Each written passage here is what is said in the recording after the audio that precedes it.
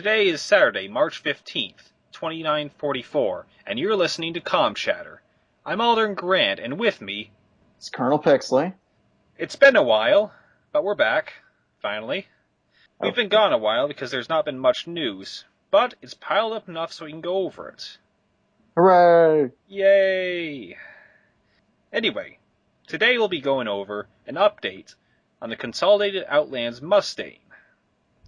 There have been some leaked Freelancer variant images and some video. The Jisho Corporation is opening shop in the UAE. A new system has been discovered and suspected that a jump point leading to it is in UAE space, although it's not been found yet. An update on Lynch Fever. We'll be going over that and more after the jump. Stick with us.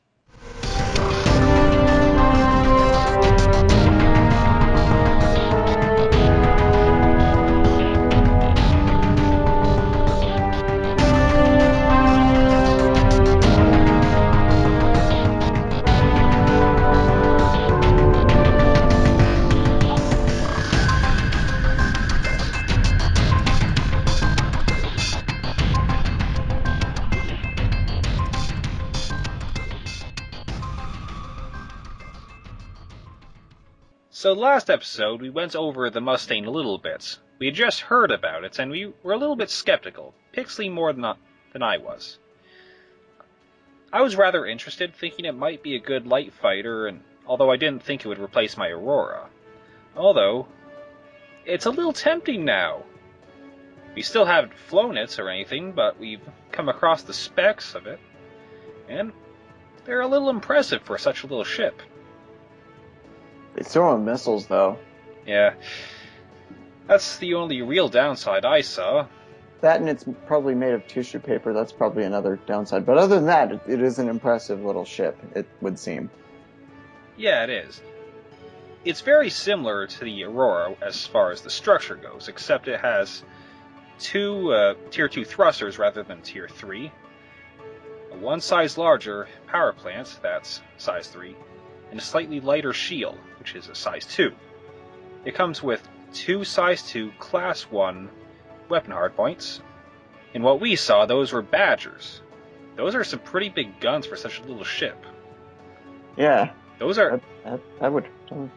That's a... Those come seems on like the recoil Hornets. on those would break the ship. And here's something we really didn't expect. It has a size 1 Class 4 nose turret, and it was armed with bearing M3As. Sure, they're small guns, but a turret on a ship this small? That's interesting. I mean, normally you wouldn't find that until like you got to the 300 series. 300 series. Yeah. But still, that is quite impressive for a ship of its class. Yeah. Yeah, I'm willing to bet that a good pilot could really fly with the big boys with one of these, assuming he doesn't get hit first. Yeah, or really at all. Yeah. Although, there has been a little bit of talk about variants on this, although we don't know a thing about them yet. Yeah, I'm sure if any variants are in the works, they will be much farther down the line once they start getting closer to mass production. I hope at least one has missiles. Then it might be a keeper. Maybe. I mean, if they aren't too expensive... It doesn't look like it has room for those, but I don't know. You never know. Magic of engineering. I'm not an engineer, I'm just a pilot. Well, I'll be picking one up at some point. I'll be doing a bit of a review on my thoughts on them. Although that is quite a way off. Indeed. Still gotta pay off the ships you already have. Yeah. I'm not sure if I mentioned this, but I picked up a Legionnaire. I just like the Aurora. That is. I mean, I still have my 325A, but the Auroras, they're tough little ships. And that thing has some firepower behind it. Indeed it does. Moving on to the leaked supposed Freelancer variants. So, yeah, the Freelancer, very popular ship, been out a while. Well, someone has managed to dig up some images and even some video. There appear to be three variants of the Musashi Industrial Starflight Concern Freelancer. They are called the Dur, the Max, and the Miss. And assuming whichever one of us is doing the editing is good at their jobs, there will be pictures of those on the video transmission accompanying this audio transmission.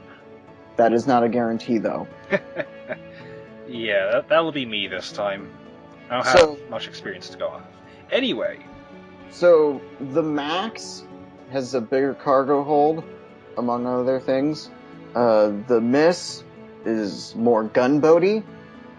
And the Dur is more durable, it would seem. Durable, or maybe the Dur is duration or something. Right. Yeah. Although, to be fair, the engine pods do seem to have more armor on them, which they're an important part of the ship. Although they do seem smaller, and those things off the side might be fuel pods. Yeah, the Dur certainly seems to be in it for the long haul. And those sensor packages on the nose. There's two of them. Don't know what exactly they are yet. The Miss has one as well. Specifically the lower one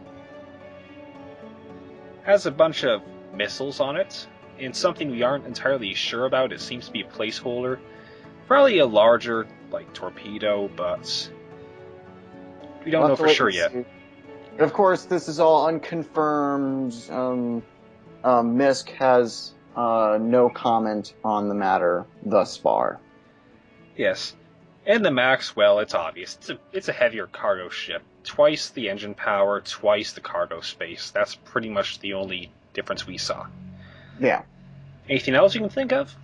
Other than they look pretty cool. Nope. That's it. That's it for me. Moving on. I'm not sure how many of you have heard about the Jaisho Corporation. They are mainly a company that operates in Jean space. But they've recently opened a branch, CTR, in the UEE, specifically in the Ellis system.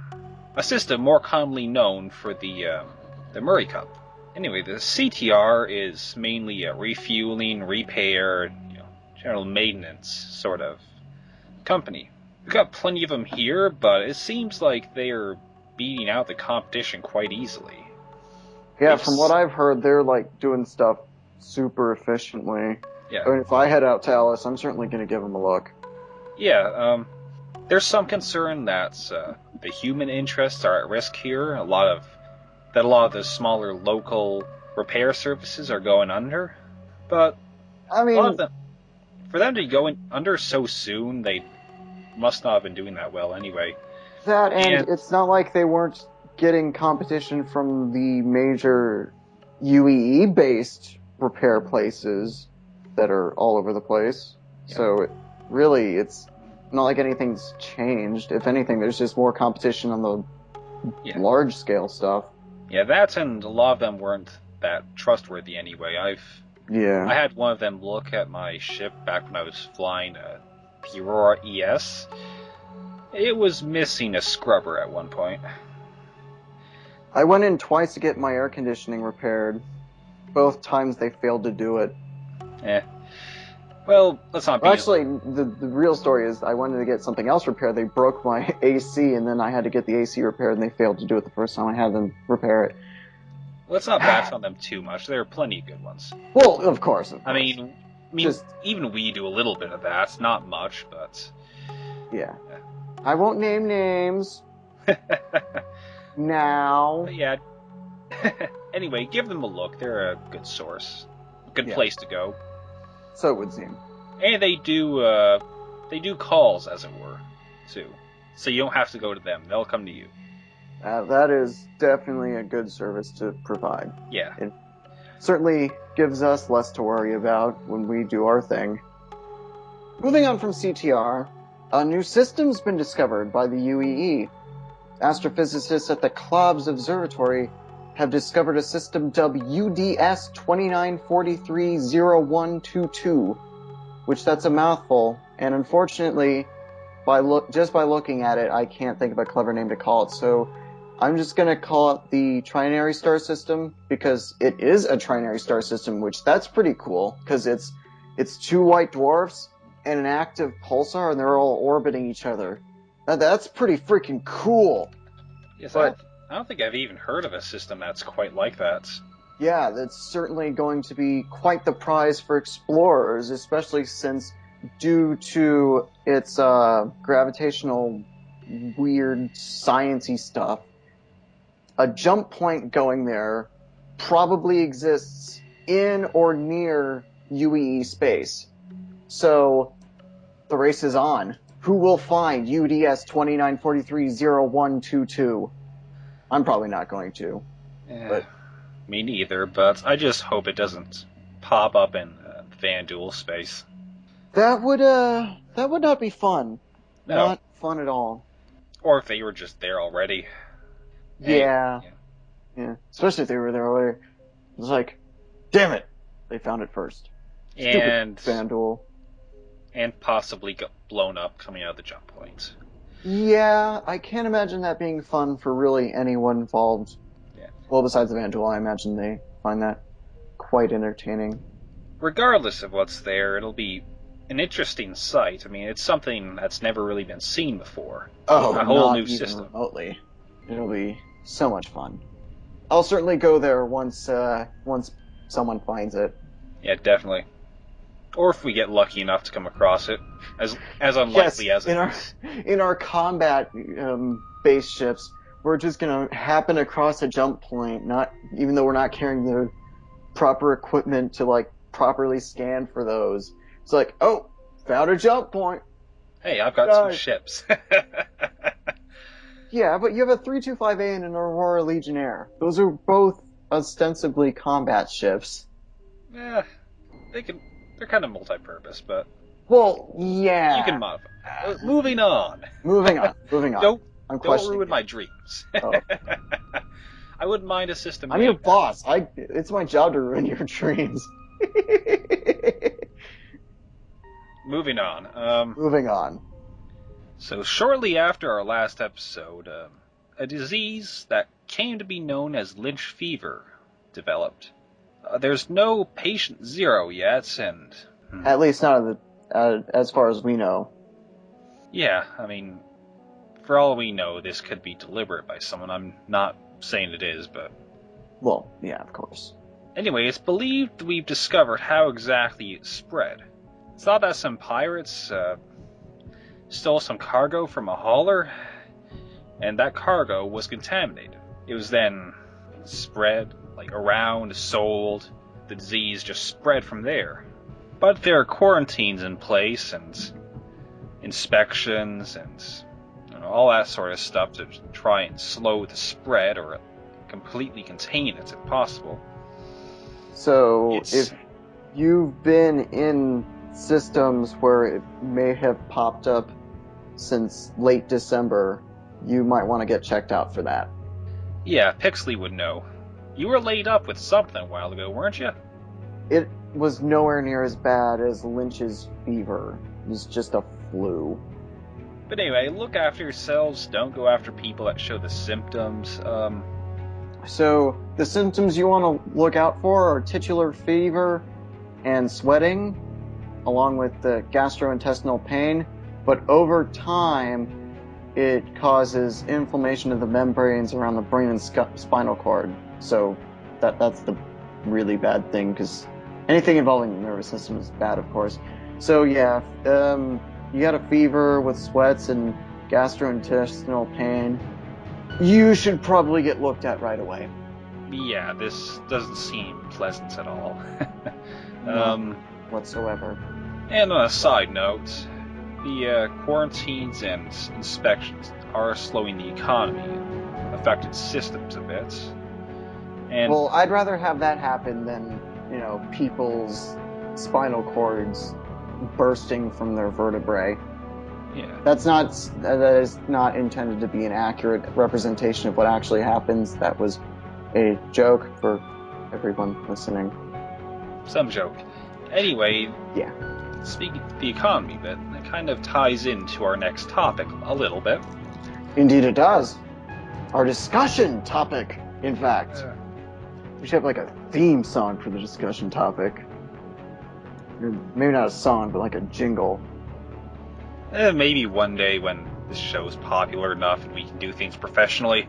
Yeah, or maybe when I'm not recording from my cockpit, because I'm not on Terra right now. So, yeah, in case anyone was wondering why I sound like crap this time, it's because I'm in deep space right now. It's not fun. No, it's not. Anyway, budget cuts. Everyone's favorite thing to talk about. I don't know, I actually hate talking about it. I was being sarcastic. But, weren't very obvious about it. Anyway, the UE formerly had a large force of haulers under their employment, starfarers to Auroras. And they were pretty well protected and equipped. Their people were paid well. And that all changed. I mean, there's still some of those going about, but most of that has gone to private companies, which, they don't have the best conditions. Certainly not necessarily. Yeah, because these smaller companies, they have a lot of competition. They have to try to keep costs low. Yeah. So it's like low pay, a little less safety, crappier ships, little to no escorts, which we've been getting a few contracts from them, but not many. Yeah, if anything, only in a twisted way it helps us, but but more because it's causing the problem we're trying to rectify than us actually wanting to do this. So that's kind of annoying. If anything, it's just more work for us. Almost wish it's happened a while ago, because before I joined Pick and Shield after leaving the Navy, I ran cargo myself, just kind of self-employed with my little Aurora. Didn't make much, but there's a bit more of a need for it now, so we've gotten some more money out of it. Yeah. I'm not there anymore. I don't feel good about it. It helps us, but I don't feel good about it. That's the thing. That's the thing. And as we're trying to keep things going on closer to UE space, that means that we're distracted from the sort of operations we'd like to do outside of UE space, which was kind of the whole point. If I sound mad about this, it's only because I am. Protecting people is a lot of work. Yeah, I expect it to kind of improve for them over time as, like... Well, yes, as more companies show up to do this sort of thing. Yeah, if a few become dominant to an extent, generally it'll become a little bit easier for them.